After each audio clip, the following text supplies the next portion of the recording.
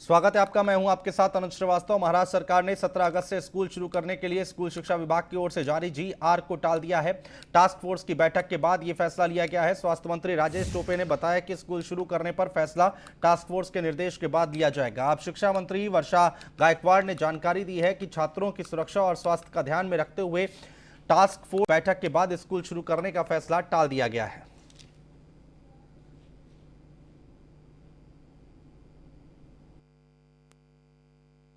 Task force ने निश्चित तौर पर यूनानिमसली उन्होंने कहा है कि स्कूल्स कॉलेजेस एक्चुअली नहीं खोलने चाहिए। तो थोड़ा जो स्कूल और higher and technical education department में जो एक दो अलग अलग ओपिनियंस आ रहे हैं, इसीलिए माननीय मुख्यमंत्री जी ने आज शाम को ही इस बारे में मीटिंग बुलाई है, जिसमें टास्क फोर्स रहेगा, स्कूल एजुकेशन डिपार्टमेंट रहेगा और स्वास्थ्य डिपार्टमेंट के भी हमारे अधिकारी, आला अधिकारी रहेंगे और जो डिसीजन होगा वो तो महाराष्ट्र में जहां पर कोरोना संक्रमण के आंकड़ों में कमी आई है, वहां पर स्कूल शुरू करने का फैसला महाराष्ट्र के शिक्षा विभाग ने लिया था, लेकिन कुछ ही देर में वो फैसला रद्द कर दिया गया। महाराष्ट्र की शिक्षा मंत्री वर्षा गायकवाड़ ने जानकारी दी है कि महाराष्ट्र की टास्क फोर्स और हमारे बीच कोई मतभेद नहीं है। टास्क फोर्स को हमारे SOP के बारे में पता नहीं था।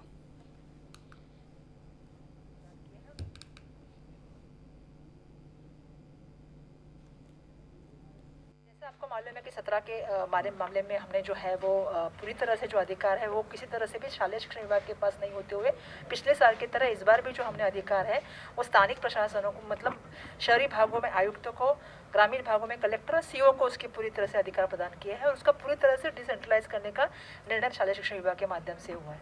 पिछले साल भी आपने देखा होगा, पूरा साल भर कई जगहों पे आयुक्त ने या कलेक्टर ने निर्णय लिया कि स्कूल शुरू नहीं करने, तो स्कूल पिछली बार भी शुरू नहीं करने का निर्णय जो है वो उस जगह पे हुआ था।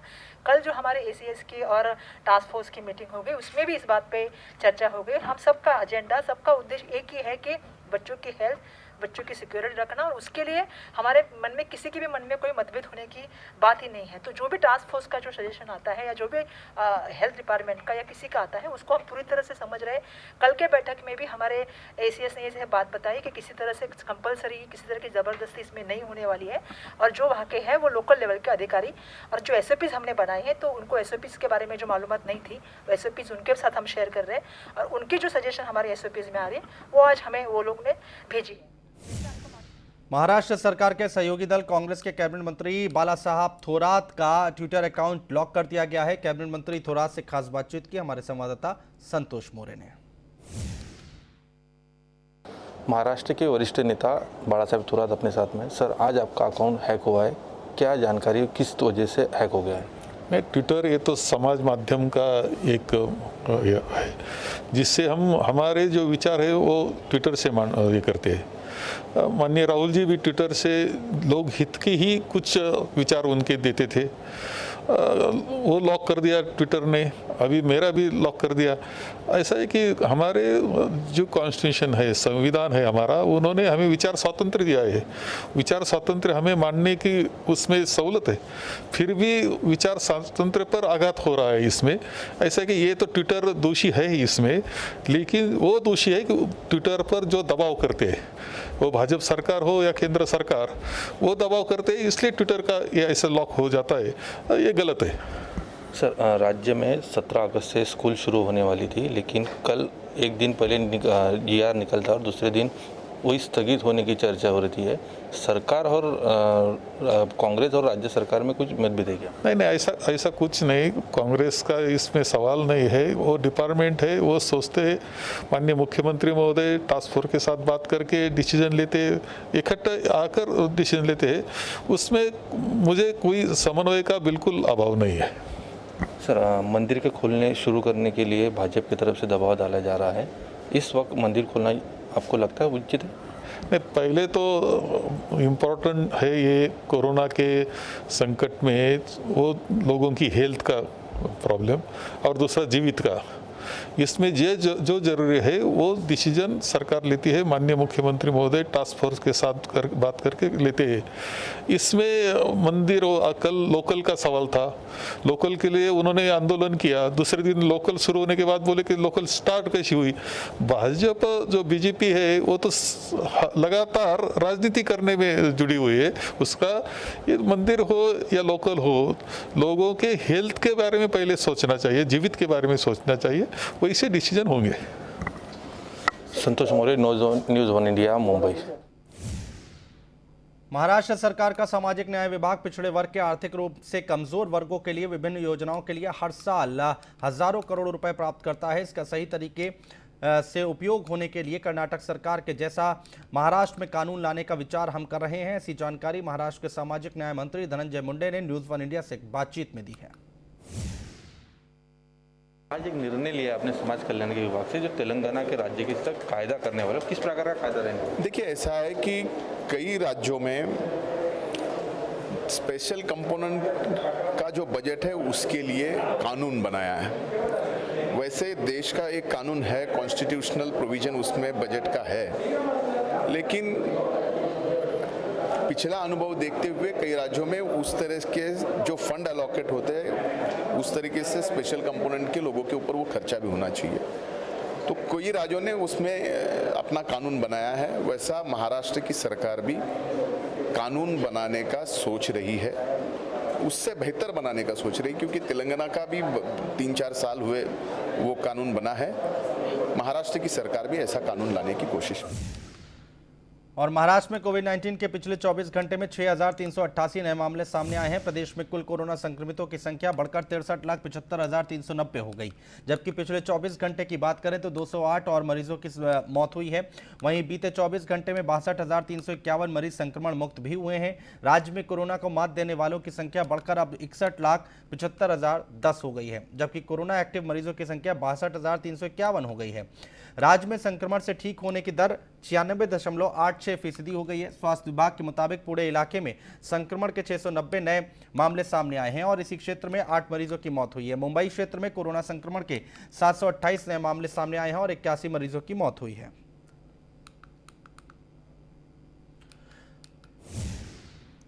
महाराष्ट्र सरकार में कैबिनेट मंत्री और कांग्रेस के अनुसूचित विभाग के राष्ट्रीय अध्यक्ष डॉक्टर नितिन राउत आज दिल्ली में दलितों के सम्मेलन में शामिल हुए। राहुल गांधी के साथ मंच साझा करते हुए उन्होंने कहा है कि मोदी सरकार की मानसिकता दलित विरोधी है। वो मानती ही नहीं है कि दिल्ली की बेटी भी देश की बेटी हो सकती है, इसलिए उनके खिलाफ होने वाले अपराध पर चुप्पी साध लेती है।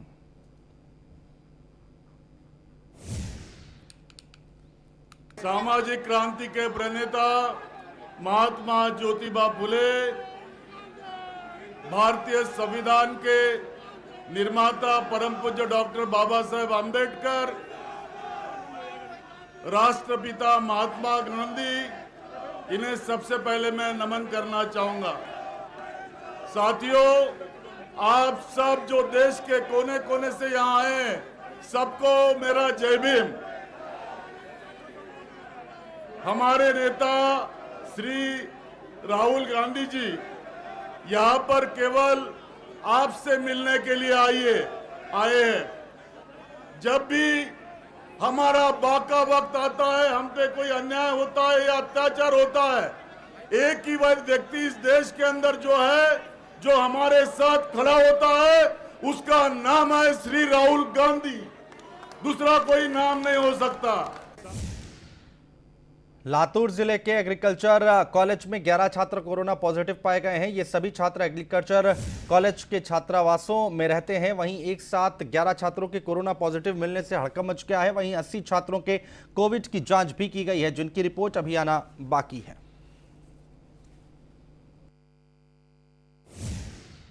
आज लातूर जिले में कुल 2291 टेस्ट किए गए। उनमें से 38 टेस्ट कोविड-19 के लिए पॉजिटिव पाए गए हैं। इन 38 में से 11 पॉजिटिव टेस्ट लातूर कृषि महाविद्यालय में जो विद्यार्थी आए थे उनके हैं।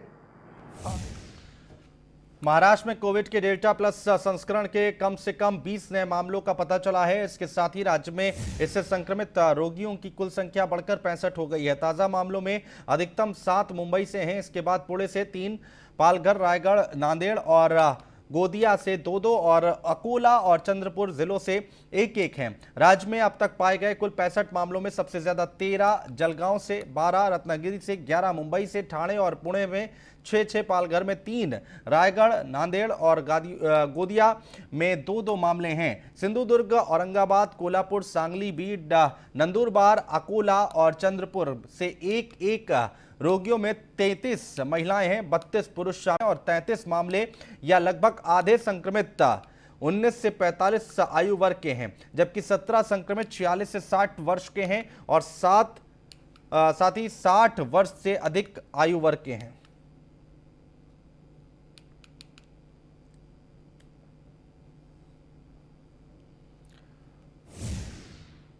महाराष्ट्र में कोरोना संक्रमण पर काफी हद तक काबू पा लिए जाने के बाद पाबंदियों में दी जा रही ढील के बीच राज्य के स्वास्थ्य मंत्री ने कहा है कि अगर ऑक्सीजन की मांग अधिक होती है तो एक बार फिर राज्य में लॉकडाउन लगाया जा सकता है। स्वास्थ्य मंत्री राजेश टोपे ने कहा है कि अगर राज्य में ऑक्सीजन की मांग प्रतिदिन 700 मीट्रिक टन से ज्यादा होती है तो राज्य में लॉकडाउन लग सकता है। राजेश टोपे ने कहा कि तीसरी लहर में जिस वक्त ऑक्सीजन की मांग 700 मीट्रिक टन के पार चली जाएगी, राज्य में संपूर्ण लॉकडाउन लगा दिया जाएगा, क्योंकि दूसरे राज्यों को भी ऑक्सीजन की आवश्यकता होगी।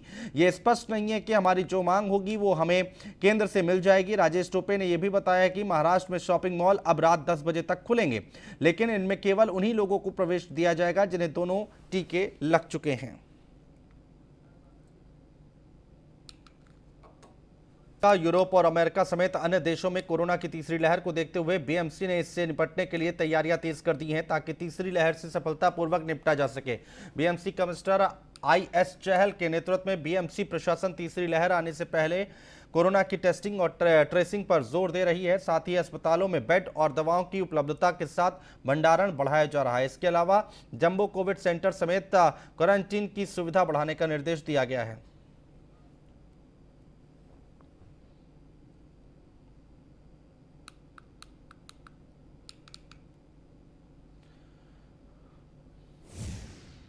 बीएमसी ने लोकल ट्रेनों से यात्रा के लिए कोविड-19 टीकाकरण के सत्यापन के बाद पास जारी करने शुरू कर दिए हैं। बुधवार को पहले दिन मुंबई में करीब 17,759 मासिक पास जारी किए गए हैं। नगर निकाय ने कहा है कि महाराष्ट्र सरकार की ओर से 15 अगस्त से लोकल ट्रेनों में यात्रा के लिए कोविड टीके की दोनों खुराक ले चुके लोगों को अनुमति देने के बाद पास जारी करने की प्रक्रिया बुधवार को शुरू हो गई।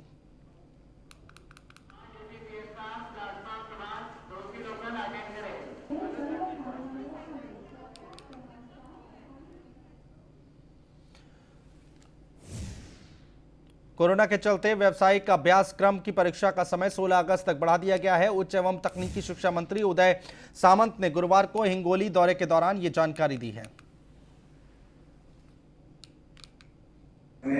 जो स्टूडेंट लोगों की मांग थी कि सीईटी की जो तारीख है वो बढ़ानी चाहिए, तो हमने 4 दिन के लिए बढ़ा दी है। अगर और भी बढ़ानी चाहिए तो हम बढ़ा देंगे, क्योंकि एक भी स्टूडेंट एडमिशन से वंचित रहे ऐसा महाविकास आघाड़ी का सरकार नहीं कर सकता, इसलिए सीईटी की मदद।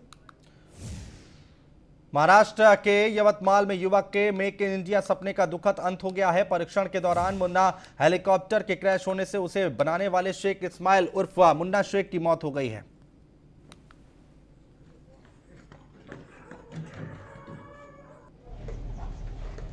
ये टूट गए।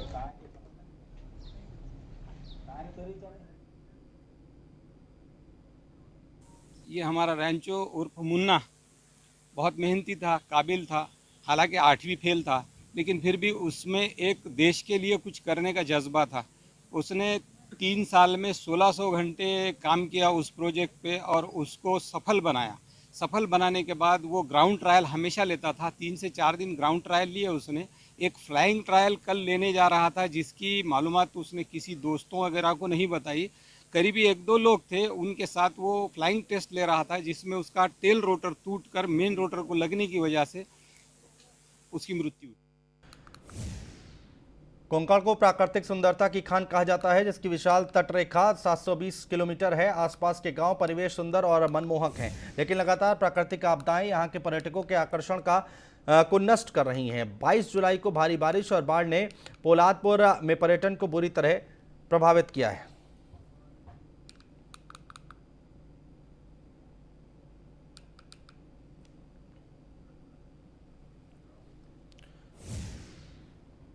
बॉलीवुड एक्ट्रेस शिल्पा शेट्टी की मुश्किलें कम होने का नाम नहीं ले रही हैं। एक तरफ एक्ट्रेस के पति राज कुंद्रा पोर्नोग्राफी केस के चलते पुलिस हिरासत में हैं, वहीं दूसरी तरफ लखनऊ की एक महिला ने उनके खिलाफ करोड़ों की धोखाधड़ी करने का केस दर्ज करवा दिया है। शिकायत के बाद मुंबई और यूपी पुलिस पूछताछ के लिए बुधवार को एक्ट्रेस के जूही स्थित घर पहुंची थी।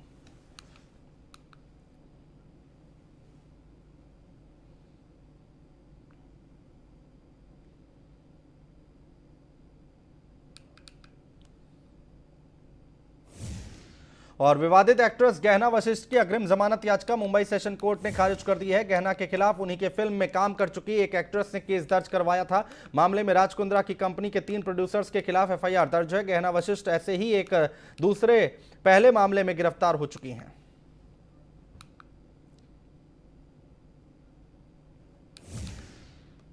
फिल्म एक्टर सिद्धार्थ मल्होत्रा और एक्ट्रेस कियारा आडवाणी की war drama film Shershaah OTT platform Amazon Prime पर रिलीज हो गई है। इस फिल्म को लेकर ट्रेलर रिलीज के बाद से ही खासा क्रेज था। फिल्म भी दर्शकों की उम्मीदों पर खरी उतरी है।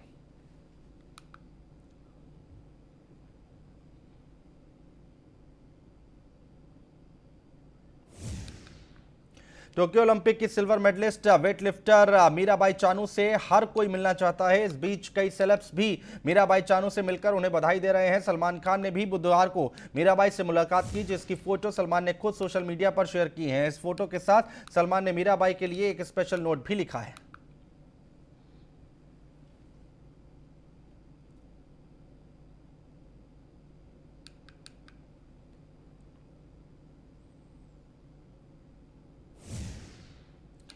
और एक्ट्रेस सारा अली खान आज अपना 26वां बर्थडे सेलिब्रेट कर रही हैं। इस खास मौके पर सारा के फैंस, फ्रेंड्स और फैमिली मेंबर्स सोशल मीडिया पर पोस्ट शेयर कर उन्हें जन्मदिन की शुभकामनाएं दे रहे हैं। इस बीच सारा अली खान की लेट नाइट बर्थडे पार्टी की कुछ फोटोज और वीडियोज भी सोशल मीडिया पर वायरल हो रहे हैं।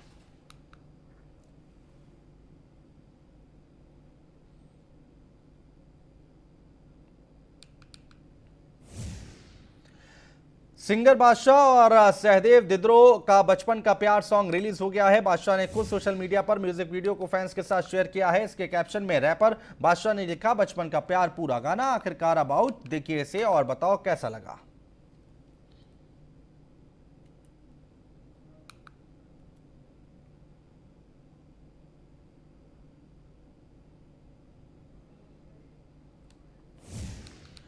और भारतीय शेयर बाजार गुरुवार को अच्छी खासी बढ़त के साथ बंद हुए हैं। बॉम्बे स्टॉक एक्सचेंज का संवेदी सूचकांक सेंसेक्स गुरुवार को 0.58% या 318.05 अंक की बढ़त के साथ 54,843.98 पर बंद हुआ है। सेंसेक्स आज 54,641.22 अंक पर खुला था।